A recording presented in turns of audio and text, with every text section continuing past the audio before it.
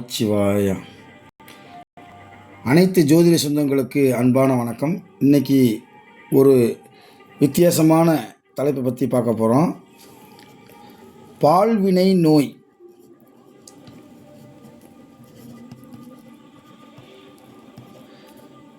இந்த பால்வினை நோய் சம்பந்தமாக ஜோதிடத்தில் ஏதாவது குறிப்பு இருந்தால் அதை நீங்கள் வீடியோவாக வெளியிடுங்கள் என்று நமது யூடியூப் சப்ஸ்கிரைபர் அவங்க ரொம்ப தடவை அதை கேட்டுக்கிட்டே இருந்தாங்க. அந்த அடிப்படையில் இன்றைக்கி இந்த பால்வினை நோய் அப்படின்றது இது அந்த காலத்தில் பிரம்மேக நோய் அப்படின்னு சொன்னாங்க. இதுதான் அந்த காலத்தில் இருக்கக்கூடிய உண்மையான தமிழ் சொல், பிரம்மேக நோய். நோய் என்பது உங்கள் எல்லாத்துக்கும் தெரியும், 6ஆம் இடம் என்று.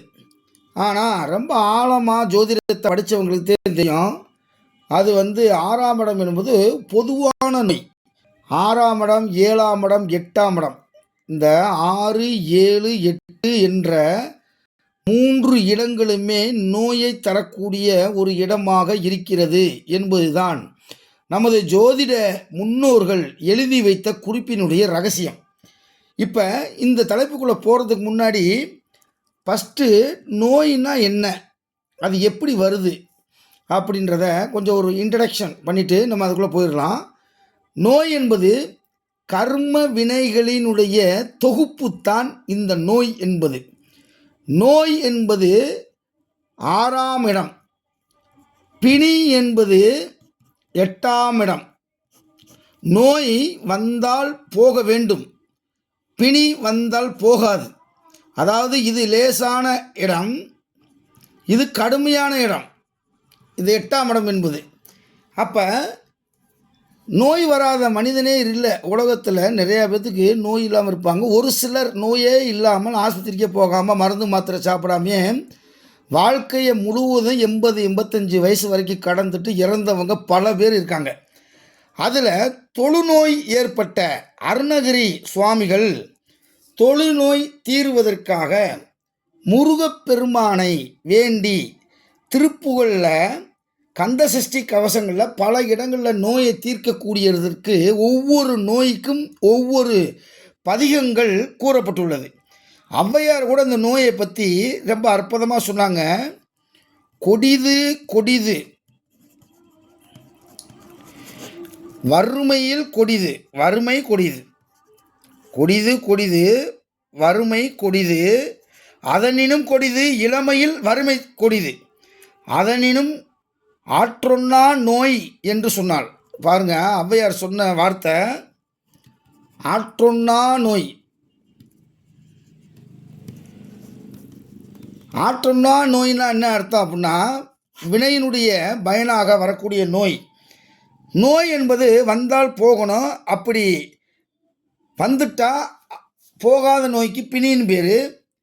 இந்த மரணத்தை வரவழைக்கும் எண்ணத்தை தருவது தான் நோய். மரணத்தை வரவழைக்கும் எண்ணத்தை தருவது தான் இந்த நோய் என்பது. அப்படி உடன் பிறந்தே கொல்லும் வியாதி அப்படின்ற வார்த்தையை பயன்படுத்துகிறார். உடன் பிறந்தே கொல்லும் வியாதி எது? நோய். அந்த நோய் கர்ம வினை, அவங்களுடைய கர்ம வினைக்கு தகுந்தாப்புல நோய் என்பது வருது. இன்றைக்கி முழுக்க ஒரே ஒரு நோய், பால்வினை நோய். எப்படி கிரக அமைப்புகள் இருந்தால் அந்த பால்வினை நோய் ஒரு மனிதனை தாக்கும் என்பதை பற்றி தான் இன்றைக்கி நம்ம முழுமையாக பார்க்க போகிறோம். இந்த பால்வினை நோயை எஸ்டிடி அப்படின்னு சுருக்கமாக சொல்லுவாங்க. இது செக்ஸுவலி டிரான்ஸ்மிட்டர்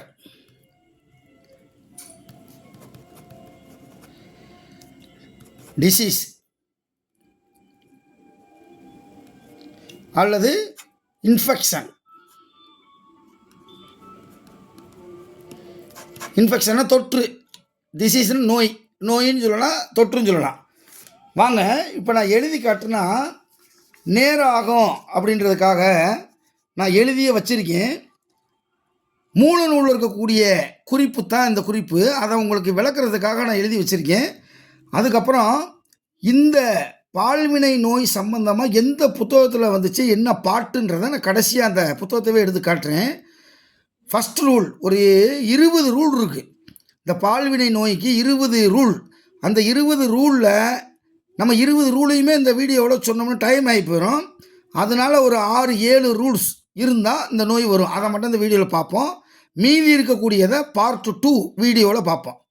சந்திரனும் சுக்கிரனும் இணைந்து 6ஆம் வீட்டில் அமர்ந்திருக்க இவர்களை சனி செவ்வாய் இருவரும் சேர்ந்து பார்த்தால் இந்த பால்வினை நோய் ஏற்படும்.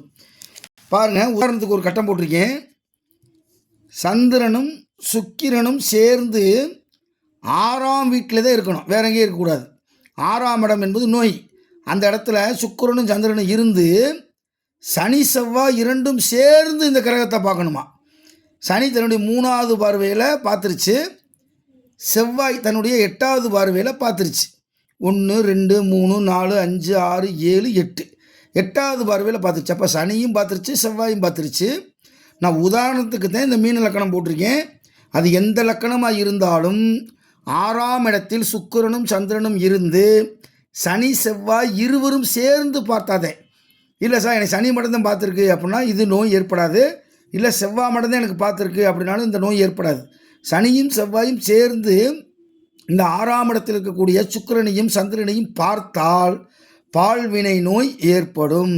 அந்த திசாபுத்தி காலங்களில் வந்துடும் அப்படின்றான். இதை ரூல் நம்பர் 1. ஓகேவா? அடுத்து ரூல் நம்பர் 2 பாருங்க. 6 7ஆம் வீட்டதிபதிகள் இணைந்திருக்க இவர்களை சந்திரன் சுக்கிரன் பார்த்தாலும் இது ஏற்படும். பாருங்க, இந்த சந்திரன் சுக்கிரன் ஏன் சொன்னாங்கன்றதை நான் அடுத்த விளக்கம் சொல்கிறேன் உங்களுக்கு.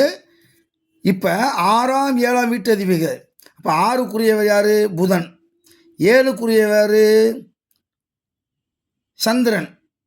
அப்போ புதனும் 6ஆம் 7ஆம் அதிபதிகள் 6 புதன் சந்திரன். அப்போ இங்கே சுக்கிரன் போட்டிருக்கேன், சந்திரன். உதாரணத்துக்கு நீங்கள் புரிஞ்சுக்குங்க. 6 7ஆம் வீட்டு அதிபதிகள் இணைந்திருக்க இவர்களை சந்திரன் சுக்கிரன் பார்க்க. பாருங்கள், நேர சந்திரன் சுக்கிரன் 7ஆம் பார்வையை பார்த்துருச்சு. இப்படி பார்க்கும்போது இதுவும் ஏற்படும். அதுக்கடுத்து ரூல் நம்பர் 3. 7 8க்குரியவர்கள் இணைந்து சந்திரனுடன் கூடியிருக்க இவர்களை 6க்குடையவன் பார்த்தாலும் இந்த நோய் ஏற்படும்.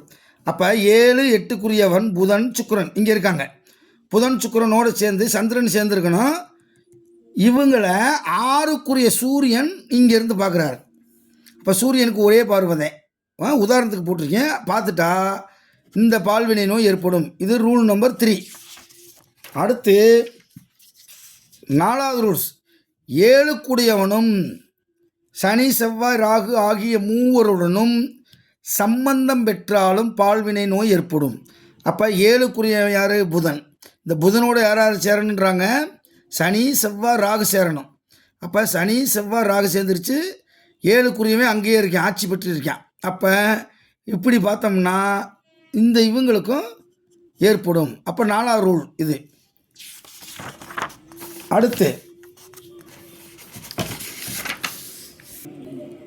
5வது ரூல்ஸு. 7க்குடையவனும் 4க்குடையவனும் சேர்ந்திருந்தாலும் பார்த்தாலும் இந்த பால்வினை நோய் ஏற்படும். அப்போ உதாரணத்துக்கு ரிஷப லக்கணம். அப்போ 7க்குரியவன் யார்? செவ்வாய். ஓகேவா? செவ்வாய் போட்டாச்சு. அப்போ 4க்குரியவன் யார்? சூரியன். இப்போ சூரியனும் செவ்வாயும் சேர்ந்திருந்தாலும், நான் 7க்குரியவனும் 4க்குரியவனும் சேர்ந்திருந்தாலும் இந்த நோய் ஏற்படும் அப்படின்றான். இது ரூல் நம்பர் 5. அடுத்து 6 பாருங்க.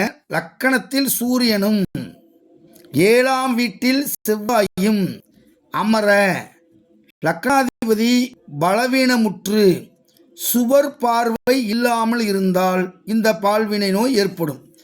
பாருங்கள், லக்கணத்தில் சூரியன் இருக்குது, 7ஆம் இடம் என்பது செவ்வாய் இருக்குது. அப்போ சூரியனை செவ்வாய் நேருக்கு நேரம் பார்க்குது. லக்னாதிபதி வீக்காக இருக்கணும். அப்போ லக்னாதிபதி அங்கே மிதுனத்துக்கு லக்னாதிபதி புதன் நீசமாக இருக்கார். அப்போ இந்த ரூல்ஸ் இருக்கணும். லக்னாதிபதி நீசமாக இருக்கணும், லக்கணத்தில் சூரியன் இருக்கணும், 7ஆம் வீட்டில் செவ்வாய் இருந்து நேருக்கு நேரம் பார்த்தாலும் இந்த பால்வினை நோய் ஏற்படும் அப்படின்றத மிக அழகாக சொல்லியிருக்கார். அப்போ இப்போ ஏன் இந்த சந்திரனையும் இதை மட்டும் எடுத்தாங்க, செவ்வாயும் எடுத்தாங்க அப்படின்றதுக்கு சில அடிப்படை விதிகள் இருக்குது. அதாவது பால்வினை நோய்க்கு முக்கிய கிரகம், ஒவ்வொரு நோயும் ஒவ்வொரு நோயை கிரகத்தை கொடுக்கும். பாருங்கள், சுக்கிரனை ஏன் எடுத்தாங்க அப்படின்றதுக்கு விளக்கம் கொடுக்குறேன். இந்த சுக்கிரன் இனப்பெருக்க உறுப்புகளுக்கு முக்கியமானது. இனப்பெருக்க உறுப்புக்கள் மற்றும் பால்வினை நோய்க்கு முக்கியமான ஒரு கிரகம். இந்த பால்வினை நோய்க்கு மிகவும் முக்கியமான கிரகம்.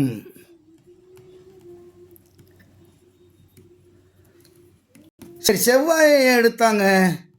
செவ்வாயும் வந்து இடையில செவ்வாய்க்கு இதுக்கு என்ன சம்பந்தம் அப்படின்னா, இதுதான் வீக்கம் ஏற்படுறது கிரகம். வீக்கத்தை கொடுக்கறது, தொற்று கொடுப்பது மற்றும் இரத்தம் சம்பந்தமான நோய்களை கொடுப்பது. ஓகேவா? அதுக்கடுத்து ராகு ஏசா சேர்த்தாங்க அப்படின்னா, இந்த ராகு தான் திடீர் நோயை கொடுக்கக்கூடியது. திடீர் நோய், எதிர்பாராமல் நோயை கொடுக்கக்கூடியது இந்த ராகு. அதுக்கடுத்து தொற்று நோய்க்கு காரணமான கிரகம், இதுவும் ஒரு காரணம். தொற்று நோயை கொடுக்கக்கூடிய கிரகமும் இந்த கிரகம் தான். ஓகேவா? அப்போ 6ஆம் பாவகத்தை ஏன் எடுத்தாங்க, 7ஆம் பாவகத்தை ஏன் எடுத்தாங்க, அதுக்கு ஒரு விளக்கத்தை சொல்லிடுறேன். 6 என்பது தான் நோய், உடல் உபாதைகளை குறிக்கும் இடம், குறிக்கும் முதன்மையான இடம் கூட போடுவோம். அப்போ முதன்மையான இடம். ஓகேவா? அடுத்து 7ஆம் பாவத்தை ஏசா எடுத்தாங்க. இது கலஸ்தரஸ்தானமே. இந்த கலஸ்தரஸ்தானத்துக்கு நோய்க்கு என்ன சம்பந்தம் அப்படின்னா, பாலியல் உறவுகள்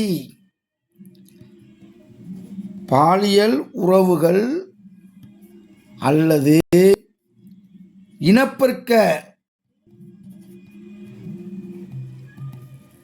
உறுப்புகளை குறிக்கக்கூடிய பாவகம்,